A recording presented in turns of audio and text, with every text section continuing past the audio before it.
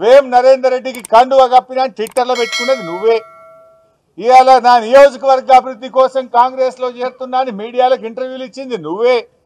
PSC chairman కాగానే నేను ప్రతిపక్షంలో ఉన్నా, నేను కాంగ్రెస్లో సిగ్గు లేకుండా మాట్లాడింది కూడా నువ్వే. ప్రజలు నవ్వుకుంటున్నారు.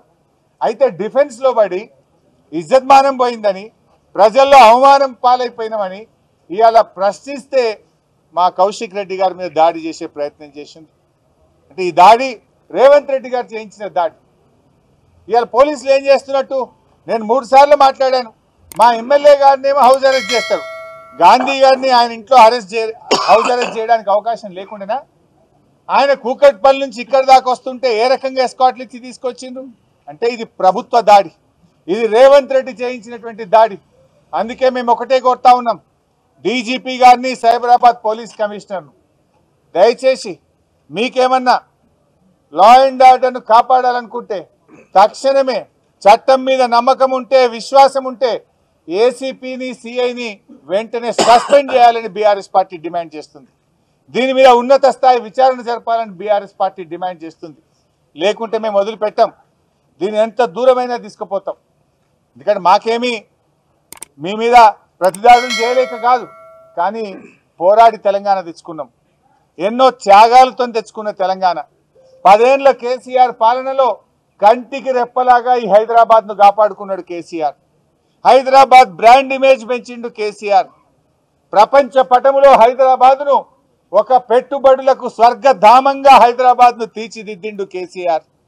ఎవరైనా హైదరాబాద్కు పోవాలన్నంత గొప్పగా 10 ఏళ్లు కేసీఆర్ గారు ఈ తెలంగాణను, హైదరాబాద్ను నిద్ర లేకుండా రాత్రింబవళ్ళు కష్టపడి ఈ హైదరాబాద్ యొక్క ప్రతిష్ట పెంచినాం, గౌరవం పెంచినాం, హైదరాబాద్కు పెట్టుబడులు తెచ్చినాం. నీ పాలనలో ఏం జరిగిందో సబితక్క మొన్న అసెంబ్లీలో చెప్పింది. నీ 9 నెలల పాలనలో ఇవాళ ఈ రాష్ట్రంలో 1800 అత్యాచారాలు జరిగినాయి, 2600 మర్డర్లు జరిగినాయి, పెట్టుబడులు తరలిపోతా ఉన్నాయి. హైదరాబాద్లో ఈ నగరానికి ఏమైంది అని పతాక శీర్షికన పత్రికల్లో వార్తలు వస్తూ ఉన్నాయి. ఒక్కొక్క రోజు హైదరాబాద్లో 4 మర్డర్లు అవుతున్నాయి, పట్టపగలు అత్యాచారాలు అవుతున్నాయి. ఈ హైదరాబాద్లో పట్టపగలు ఎమ్మెల్యే మీదనే దాడి చేస్తే ప్రజలకు ఏం మెసేజ్ పోతుంది?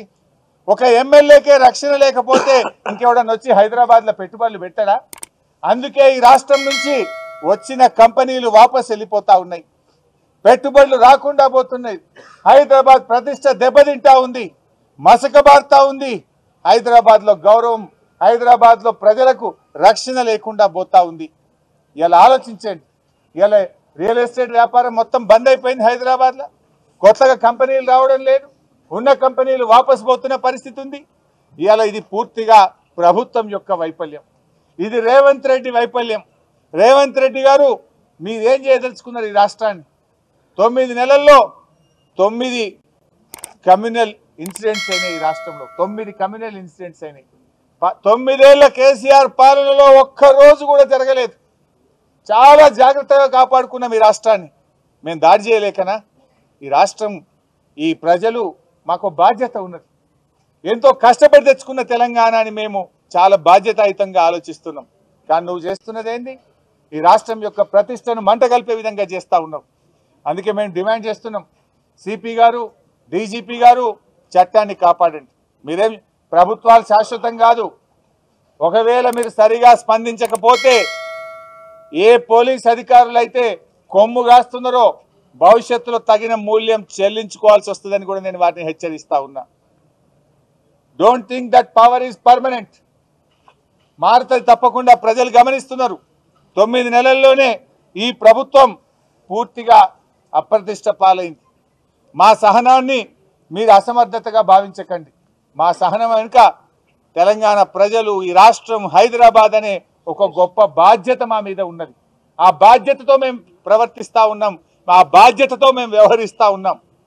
ఇట్స్ నాట్ దట్ మీరు ఒక్కటి చేస్తే 2 చేయగలుగుతాం, కానీ మాకు ఈ రాష్ట్రం మీద బాధ్యత ఉంది. పోరాడి తెలంగాణ తెచ్చిన వాళ్ళం, కష్టపడి తెలంగాణ సాధించిన వాళ్ళం.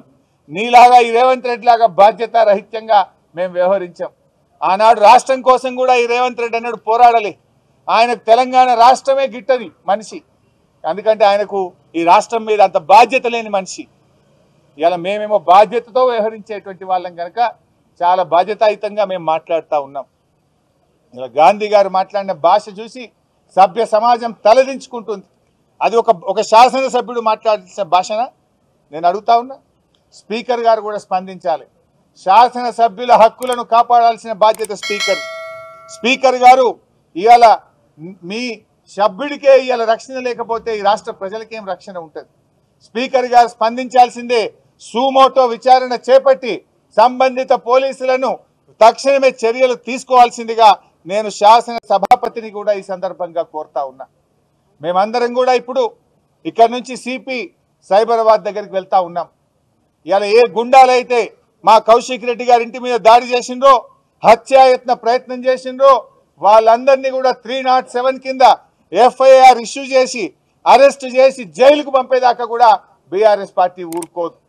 అదేవిధంగా ఏ అధికారుల వైఫల్యం, ఈ ప్రాంతంలో రక్షణ కల్పించాల్సిన అధికారులే ఈరోజు వాళ్ళని దగ్గరుండి కౌశిక్ రెడ్డి గారి ఇంటి మీద దాడి చేయించిండ్రో, ఇవాళ ఈ దాడిలో బాధ్యత వహించాల్సిన పోలీసులను సస్పెండ్ చేసేదాకా ఏసీపీ గారు, సిఐ గారు ఎవరెవరైతే దీని వెనుక ఉన్నారో వాళ్ళందరినీ కూడా సస్పెండ్ చేసేదాకా కూడా ఇది ప్రజాస్వామ్యాన్ని కూని చేస్తా ఉన్నారు. మాటల్లో ప్రజాపాలన. రాహుల్ గాంధీ గారి చేతుల్లో ఆయన ఎంతసేపు రాజ్యాంగాన్ని పట్టుకొని తిరుగుతున్నాడు.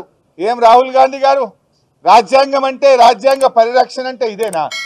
ప్రతిపక్ష ఎమ్మెల్యేల గొంతు నొక్కుడు, వరద బాధితుల్ని పరామర్శించడానికి వెళ్ళిన ఎమ్మెల్యేల మీద దాడి చేసుడు, రాజీనామా చేయండి కోర్టు మొట్టికాయలు వేసిందని అడిగిన కౌశిక్ రెడ్డి ఇంటి మీద పట్టపగలు నడి హైదరాబాద్లో దాడి చేయడము, ఎమ్మెల్యేల క్యాంప్ ఆఫీసుల మీద దాడి చేయడము, ప్రశ్నించిన జర్నలిస్టుల మీద దాడి చేయడము, సోషల్ మీడియాలో పోస్టులు పెడితే అక్రమ కేసులు చేయడము.